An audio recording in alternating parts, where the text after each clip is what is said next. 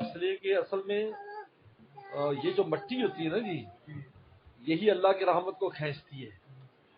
اصل بات یہ ہے. اس لیے پیغمبر صاحب نے، کیونکہ یہ جو قبر میں جب مٹی ہم قبریں دیکھتے ہیں، مٹی کی قبریں، اس پر جو مسکینی ہوتی ہے نا جی، یہی اللہ کی رحمت اس پر اترتی ہے، کچی قبروں پر نہیں اترتی. یاد رکھو. صرف اگر کوئی مجبوری ہو، مثلا کہ وہاں پانی ہے، سیب ہے، ریت بیٹھتی ہے، تو سائڈوں سے اینٹیں لگانے کی اجازت ہے، لیکن بیچ میں پھر بھی کچی رکھنا ہے. ہاں جی. جب پیغمبر صلی اللہ علیہ وسلم جو ہمارے آقا ہے، ان کی قبر کچی ہے. باقی یہ تو گنبد اوپر ہے، قبر کچی ہے. قبر کچی، قبر اندر بالکل کچی ہے. یہ گنبد اوپر بنا ہوا ہے، اندر قبر کچی ہے. 3 قبریں کچی ہیں، چوتھی کی جگہ ہے. عیسیٰ صلی اللہ علیہ وسلم وہاں پر چوتھی جگہ پر دفن ہوں گے جب دوبارہ تشریف لائیں گے. تو ساری قبریں کچی ہیں، لیکن اس کے ارد گرد دیوار بنا کر سیسا پلائی، کیونکہ وہ یہودی نکالتے تھے، اس کے اوپر پھر گنبد بنا دی. لہذا اس لیے سب کچی رہ لی. البتہ ایک اس کی دیکھ بھال رکھیں، اس کو درست کرتے رہیں. البتہ لپائی کر سکتے ہیں، مٹی والی لپائی وہ کر سکتے ہیں. کتبہ بھی لگا سکتے ہیں، نام کا کتبہ لگا سکتے ہیں، کوئی حرج نہیں، تاکہ پتہ رہے کہ یہ ہے. ابھی تو ہمیں پتہ ہے، ہم لوگ چلے جائیں گے تو پیچھے والی نسل کو پتہ ہی نہ ہو دادے کی قبر کہاں ہے، پردادے کی کہاں ہے. اس لیے نام لکھنے کی اجازت ہے، وہ کتبہ لگا سکتے ہیں، لیکن وہ بالکل سادہ ہو. بس اس کے اوپر جو ہے نام ہو اور تاریخ پیدائش، تاریخ وفات، تھوڑا وہ بس اس طرح لگا دیں علامت کے طور پر کہ یہ ہے. اور باقی ہر 8ویں دن کوشش کرے حاضری کی. والدین کو 8ویں دن، اور حاضری کا بہترین وقت جو ہے جمعے کی شب جمعہ، یعنی مغرب سے لے کر ہفتے کی صبح سورج نکلنے تک ہے. اس وقت جانا چاہیے. اس میں ہم مرنے والوں کو، آنے والوں کا ادراک زیادہ ہوتا ہے. یہ وقت خاص ہے اس کے لیے. زیادہ انسان رات کو چلا جائے، جمعے میں دن میں چلا جائے، جمعے کے بعد چلا جائے، رات کو چلا جائے، ہفتے کی صبح سورج نکلنے سے پہلے. اور جانے کے آداب یہ ہے کہ چہرے کی طرف سے جائے. اس طرح چہرہ ہے نا، تو ادھر سے آئے، پاؤں کی طرف سے آ کر سلام پہلے کرے. سلام کر کے کھڑا ہو جائے، یعنی اس طرح جس طرح یہ ہے نا، ایسے سامنے آ جائے. جی تو ادھر آ کر پہلے کھڑا رہے 2-4 منٹ، خاموش کھڑا رہے. اس سے روح جو ہے نا وہ اپنا اس کے ساتھ رابطہ کرتی ہے، اس کے ساتھ آنے والے کے ساتھ بھی، میرا کون آیا کون نہیں آیا.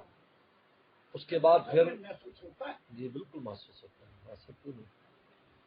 اور اس کے بعد ایک بار سورہ فاتحہ 3 دفعہ قل ہو اللہ پڑھ کے اس کے اصالہ ثواب کرے. اس کے بعد بغیر ہاتھ اٹھائے دعا کرے، ان کے لیے بھی، اپنے لیے بھی، اور اپنے بال بچوں کے لیے بھی، سب کے لیے دعا کرے، لیکن ہاتھ نہ اٹھائے. پھر سلام پیش کر کے چلا جائے. تو یہ ان کو باقاعدہ اس کا احساس ہوتا ہے. اس لیے بہت سے ایسے بزرگوں نے واقعات نقل کیے ہیں. ایک واقعہ حضرت مولانا یوسف ندانوی صاحب رحمۃ اللہ علیہ نے بتایا کہ ایک حافظ تھا، وہ اپنی والدہ قبر پر جاتا تھا، تو جاتے ہی قرآن مجید شروع کر دیتا. جاتے ہی تو وہ خواب میں آئیں اور کہا کہ تو آتا ہے قرآن شروع کر دیتا ہے، تو اتنا نور نکلتا ہے کہ تیرا چہرہ نظر نہیں آتا مجھے، تو پہلے خاموش کھڑا رہا کر تاکہ میں تجھے اچھی طرح دیکھ لوں، اس کے بعد پھر تو وہ کیا کر. اور دوسرا واقعہ آتا ہے کہ وہ ایک جنا آدمی جو ہے، وہ کسی نے خواب دیکھا، تو دیکھا کہ سارے وہاں پر مردے ہیں اور وہ بڑے خوش ہو رہے ہیں، لیکن ایک طرف ایک عورت جو ہے نا وہ مسکین سے بیٹھی ہے. تو انہیں کہا اماں تو بیٹھی ہے، ان کے سب کے ملنے آتے، میرے والے ملنے نہیں مجھے آتے، یہ سب کہتے تیرا کوئی نہیں. تو مجھے بہت محسوس ہوتا ہے کہ میرا کوئی ملنے نہیں آتا. اس لیے یہ حاضری معمولی نہیں ہے. اس لیے رسول نے فرمایا تم حج کرنے جاؤ، اگر میری قبر پر نہیں آئے تم نے میرے ساتھ بے وفائی کی ہے. کیوں فرمایا؟ اس لیے فرمایا نا کہ وہاں جانے کا کوئی مسئلہ تو ہے نا، ملاقات ہے. اس لیے فرمایا جو ملاقات رسول اللہ صلی اللہ علیہ وسلم کی، فرمایا قد جفانی، مجھ سے بے وفائی کی، مکہ شریف آ گیا تو میرے مدینہ کیوں نہیں آیا، یہ کیوں نہیں ملاقات کی، میرا حاضری کیوں نہیں دی خبر پر۔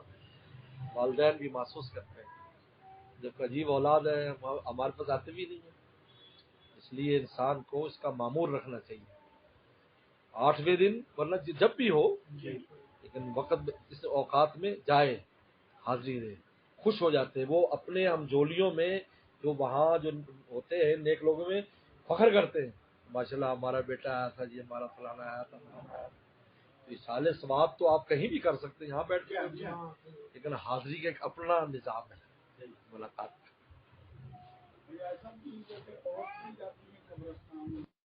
یہ پہلے وسلم نے منع کیا تھا، جب اجازت ہوئی تو سب کو ہو گئی، لیکن بس اس کے اندر کچھ شرائط ہے، ایک تو یہ کہ بے پردگی نہ کریں، ایک بات ہے، نمبر 2 محرم کی قبروں پر جائیں، محرم کی، والد ہے، والدہ ہے، شوہر ہے، جیسے بیٹی جو ہے اپنے باپ جی کی جی، قبر پہ جا سکتی اور تیسرا یہ ہے کہ ایسے اوقات میں جائے جب مرد لوگ وہاں نہ ہوں، جیسے شام کا وقت ہے یا صبح صبح کا وقت ہے، اور چوتھا یہ کہ وہاں پر رونا دھونا وبیلا نہ کریں، ہے، یہ تو منع ہے، یہ تو اس لیے تو پھر گنجائش جا سکتے ہیں، کوئی حرج کوئی منع نہیں ہے شریعت میں۔ حدیث شریف میں جب یہ آیا کہ کنت نہیں تو انزیارت القبور، میں نے تمہیں قبروں کی زیارت سے منع کیا تھا، فزورو، اب تم جایا کرو، پہلے منع کر دے پھر جایا کرو، تو اس میں امام بن حنبل فرماتے ہیں مرد عورت دونوں کی اجازت ہے، لیکن کچھ 7 شرائط لگا دی، تو وہ جو ممانعت تھی وہ پہلے تھی، بعد میں منسوخ ہو گئی، لہذا حضور صلی اللہ علیہ وسلم کی روضہ اقدس پر